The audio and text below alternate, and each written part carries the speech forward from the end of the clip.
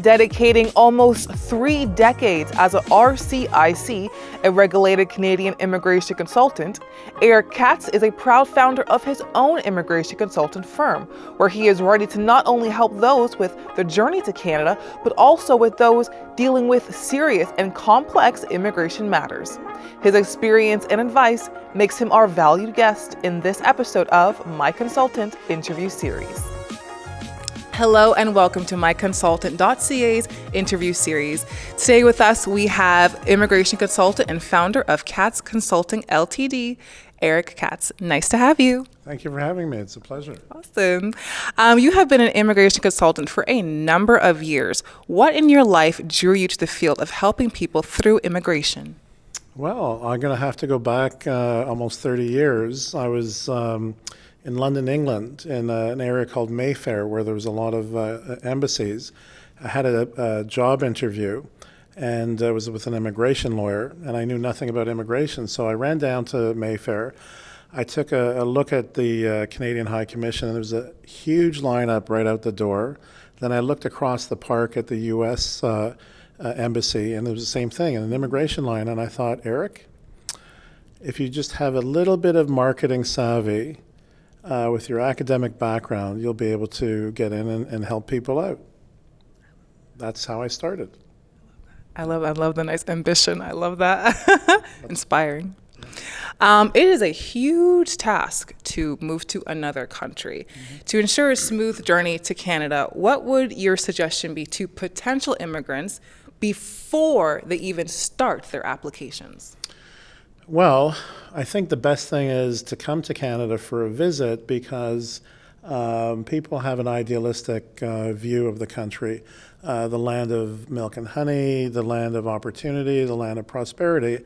And it's true, but I would say probably it takes people, once they come and settle here, a good 5 to 10 years to achieve their dream. Now, it sounds like a long time, but they may be coming from a country where the country conditions are not suitable to be able to grow as a human being in terms of being able to speak freely as you wish or to pursue something that you've always wanted to do because those advantages are not available to you in your own country. So I would say have a realistic outlook and come here. Mm-hmm.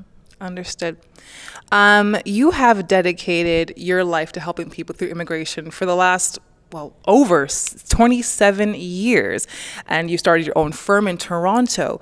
What brought you to join the Canadian Association of Professional Immigration Consultants, better known as CAPIC, and how has it been important to you? Well, it's actually, I've finished 28 years, and I'm in the beginning of my 29th. When I started, I had no clients, and I knew nothing. However, I joined an organization that was the predecessor to CAPIC, called OPIC, the Organization of Professional Immigration Consultants. There were 49 of us, and I remember walking in there. I was the youngest person at the time, along with Monica O'Brien, who's the director now of CAPIC, and I started volunteering my time in speaking on subjects that I knew a little something about, which was a sort of a niche area at the time. I was appearing at the Immigration Appeal Division, preventing people from getting deported or trying to help people maintain their permanent residence status.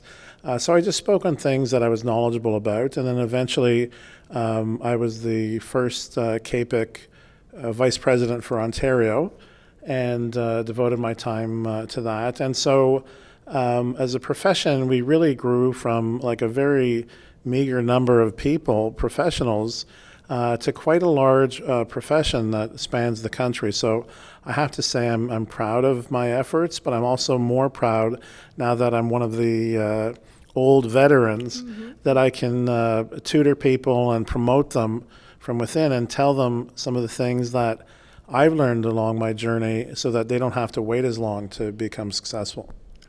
Appreciate that. So me and Eric are at the 18th National Citizenship and Immigration Conference in Winnipeg, Manitoba. Would you mind giving our audience an idea of what this conference entails, how long you've been attending, and why do you return? Well, I'll answer the last question first. I really come to see my old friends across the country. Having practiced this long in pretty much all areas of immigration, I'm still looking for that piece of knowledge because I think as a professional, the only thing that you can sell is your time and knowledge. There's really no smoke and mirrors about it, so you need to be dedicated. And by coming to these conferences, it's probably been about 12 years that I've been coming. It's not just seeing and reconnecting, but it's also a way that I can both see people, socialize with them, and get my mandatory education credits for the year because you can never, you're always learning, and I think probably after Canadian tax law, the most changes in law in Canada come through immigration because we have to reorganize our categories. It could be a crisis overseas in Eastern Europe or in Africa, or it could just be that the current programs are no longer current with what's happening in the economy. So it's sort of sharing the knowledge, really, yeah. Well, I'd like to thank you for sharing your time and your knowledge with us at MyConsultant.ca's Interview Series. Thank you so much, Eric. Thank you. It's my pleasure. Thank you.